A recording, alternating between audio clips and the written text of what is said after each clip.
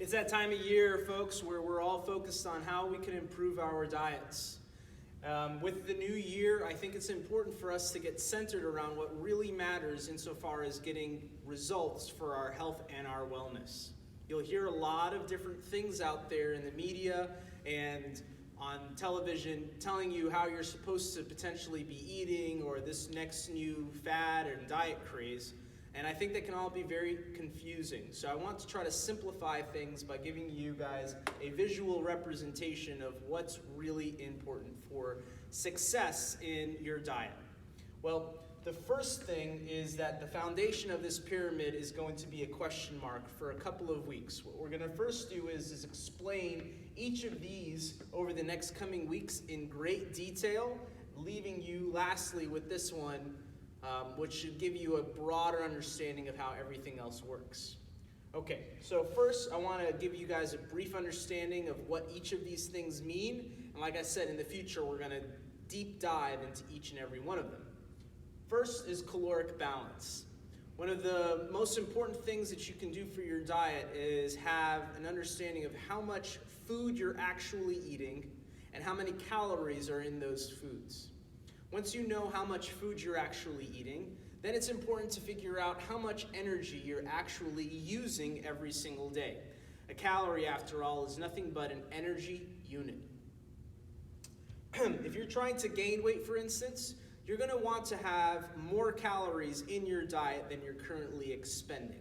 If you're trying to lose weight, you want to have less calories in your diet than you're expending. And of course, if you want to maintain your weight, you want to make sure that you are burning the same amount of calories that you are consuming. Next, very important piece of your diet is quality.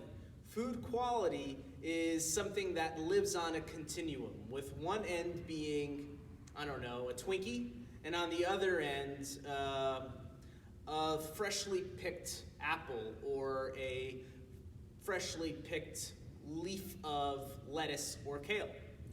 Anything and everything lives in between that spectrum, and making sure that you live closer to that whole foods side of the continuum tends to lead to the best success. We'll dig in deeper as to exactly what that means and how you can maximize food quality in the coming weeks. Next, we have macros, which is short for macronutrients. A lot of people are familiar with the three main macronutrients: proteins, carbs, and fats. Alcohol sugars are actually a macronutrient as well, but those don't usually get counted by most people, which may be a mistake. Proteins, carbs, fats, and alcohols make up the majority of all of the actual energy you're getting from your diet. And how do you make the most out of the different ratios between those macronutrients matters, but maybe not as much as your caloric balance or your food quality. But it is slotted right here in the middle of this triangle or pyramid for a reason. Next, we have timing. The timing of the calories that you're getting in and what those calories are made up of matters, but maybe not as much as, like I said, these other things.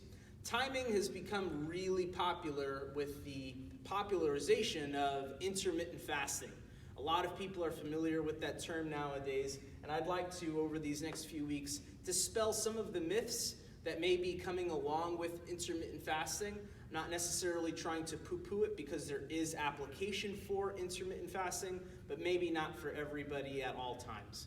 And do you fit into that actual population of people that will really benefit from intermittent fasting? If, for instance, your caloric balance is off, my suggestion is that you probably aren't.